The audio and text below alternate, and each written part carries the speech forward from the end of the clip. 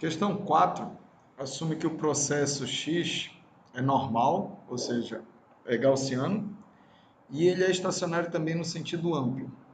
Ele tem a média 1, vocês sabem que um processo WSS estacionário no sentido amplo, a média não pode mudar, então ela é 1, e a autocorrelação depende só da diferença dos instantes de tempo, né, que é tal. E aí, então, essa, digamos assim, informação vai ser usada aqui no item A para nós calcularmos a probabilidade de, para uma variável aleatória x de t, os valores dela sejam a probabilidade com qual os valores dela são menores ou igual a 2. E aí observe uma coisa, eu não estou especificando aqui x de t0, né? Isso é uma notação que os livros usam muito, então a gente está também colocando aqui. Mas aqui eu estou interpretando, né, de uma forma que eu congelei um instante de tempo t, e aí eu estou observando dessa variável aleatória que nasce do congelamento do tempo, né, como vocês sabem, eu estou observando qual a probabilidade dos valores dessa variável serem menor ou igual a 2, certo? E aí a gente vai, então, resolver isso levando em consideração o fato do processo ser gaussiano.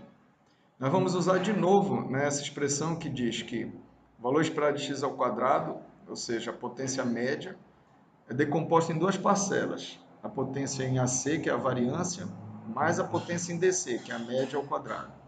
Certo? E a gente tem, pela expressão do R de tal, a chance de calcular essa potência média do processo. Então, o R em zero, que é o valor esperado de x ao quadrado, é 16, né? Já que para tal igual a zero, isso vai para 1, aqui o E elevado a zero dá 1, então dá 16 watts. E a gente pode tirar, então, a variância, certo? Ora, essa variância, ela pode ser obtida como fazendo a subtração da potência total menos a potência da parcela DC. Então, como a gente sabe que a média é 1, olha, a média está aqui 1, vamos considerar que é 1 volt, então eu tiro dos meus 16 watts, eu tiro 1 elevado ao quadrado dá 1 watt, ficam 15 watts para a variância. Por que que isso é útil? Ora, agora eu posso dizer que eu sei qual é a gaussiana que eu estou lidando, né? Já que o processo é gaussiano, as variáveis aleatórias são gaussianas, e aí eu digo, então, para uma variância de 15, eu tenho um desvio padrão de 387. Então, vamos lembrar agora como é que a gente faz esse cálculo, né?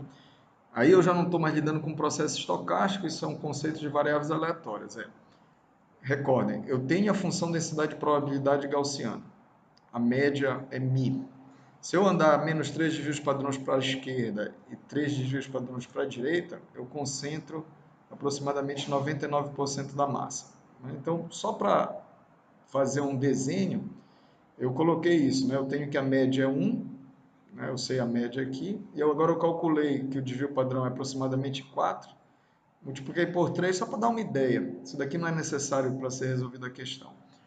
Mas é para poder que vocês visualizem graficamente, o que a questão está perguntando é qual é a probabilidade do x ser menor ou igual a 2. Então, o que ele está, na verdade, querendo saber é, dessa densidade de probabilidade, se eu integrar de menos infinito até 2, quanto é a massa de probabilidade que eu tenho através da área dessa integral? E aí, obviamente, a cauda que a gente chama para a direita, ela somada, né, a área da cauda para a esquerda, vai dar 1.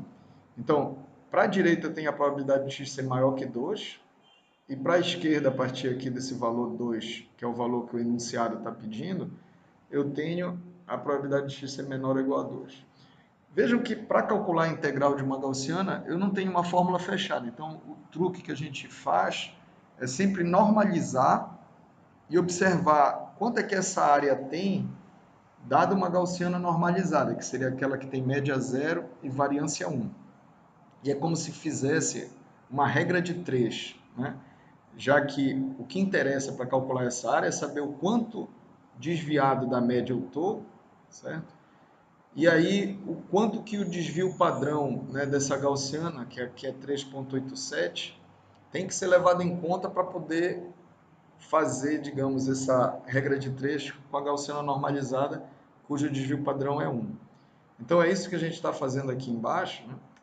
Eu estou querendo aqui no gabarito fazer o cálculo dessa probabilidade, né, que vem aqui para a esquerda. E aí a gente vai usar a função Q, que não deve confundir vocês, é o cidadão que olha a partir de um determinado valor que a gente escolha, né? Por exemplo, no caso 2, qual é a área que tem para a direita desse valor, ou seja, a cauda à direita da gaussiana.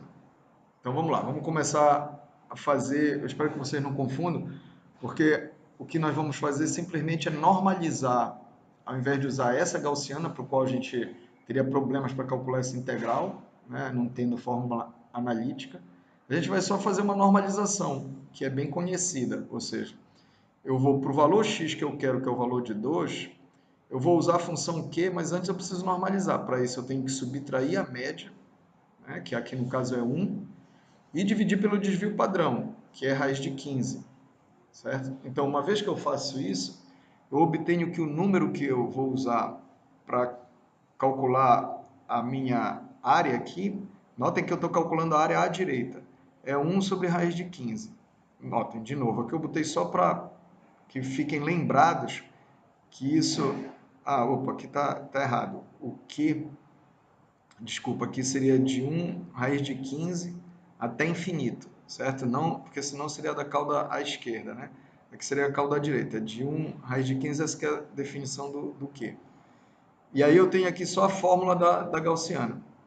Pois bem, essa área, né, daqui à direita, ela pode ser calculada simplesmente olhando o valor numa tabela, certo? Do Q, que aqui no caso dá 0,389.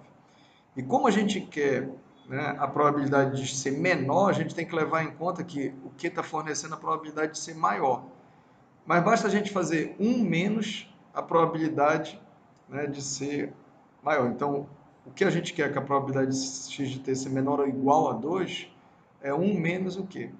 E aí daria 1 menos 0,39, dá 0,6. Notem, eu estou sendo aqui relapso com menor ou igual, né? Lembre que o enunciado queria a probabilidade de ser menor ou igual. E aqui, então, eu deveria estar levando isso daí em conta. Mas como a variável aleatória é contínua, a probabilidade de ser exatamente 2 é zero, aí eu estou me permitindo ser relapso aqui com isso. Né? Mas se for mais rigoroso, a gente escreveria aqui menor ou igual. Eu fiquei com preguiça porque não tinha um caractere. E aí estaria levando em conta também essa situação. Mas na definição do que, eu também tenho aqui maior ou igual. Aí, mesmo eu sendo cuidadoso e colocando aqui o menor ou igual, eu teria que falar para vocês que por ser uma variável aleatória contínua, né, números reais, a probabilidade de ser exatamente 2 é desprezível e a gente pode fazer isso de uma forma relaxada. Isso de não contabilizar com a probabilidade do x ser exatamente 2, não se preocupar com isso, já que essa probabilidade é zero.